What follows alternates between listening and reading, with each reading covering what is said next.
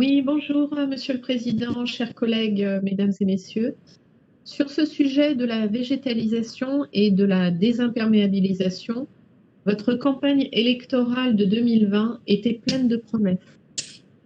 On sait en effet combien la végétalisation de nos villes est importante, au-delà des seules notions d'agrément et de cadre de vie, car elle contribue tout d'abord à la captation du CO2 et donc à petite échelle à la limitation des gaz à effet de serre et à l'atténuation climatique, mais aussi et en premier lieu à la lutte contre les îlots de chaleur grâce à l'ombrage et surtout à l'évapotranspiration des végétaux et donc à l'adaptation climatique de nos villes face à la hausse des températures moyennes.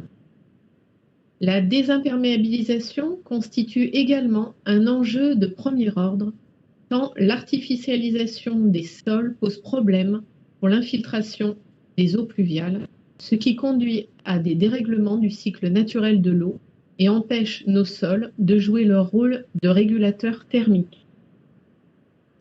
Les cours des collèges que la métropole a hérités du département du Rhône mériteraient un vrai programme de végétalisation qui a été amorcé en 2019 par le précédent exécutif. Quand notre groupe Synergie a vu arriver ce dossier sur un sujet consensuel, on s'est dit « chouette, les écologistes vont mettre le paquet et aller encore plus vite et plus loin ». Et puis on a lu votre projet de délibération. Et comment dire? Nécessaire, oui, mais suffisant, assurément non. Alors que la métropole a végétalisé 12 cours de collège en 2019, puis 6 en 2020 malgré la crise. Vous nous proposez d'en végétaliser à nouveau 6 sur 3 ans. Et alors que notre métropole comporte 75 collèges, vous imaginez notre déception.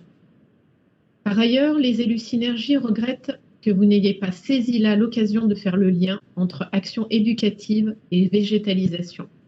Nous aurions pu imaginer des appels à projets à portée pédagogique afin de rendre les collégiens et les équipes des collèges acteurs de leur végétalisation. Quel dommage.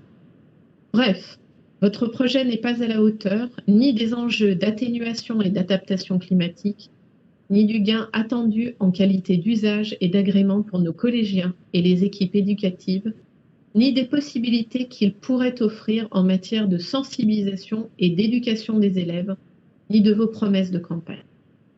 En conclusion, laissez-moi vous dire qu'un tel fossé entre les discours et les actes est particulièrement déplorable, tant il porte atteinte à la crédibilité de la parole publique et à la confiance entre nos citoyens et leurs représentants. En leur matière, si j'ose dire, vous avez encore une sacrée forêt devant vous. Je vous remercie.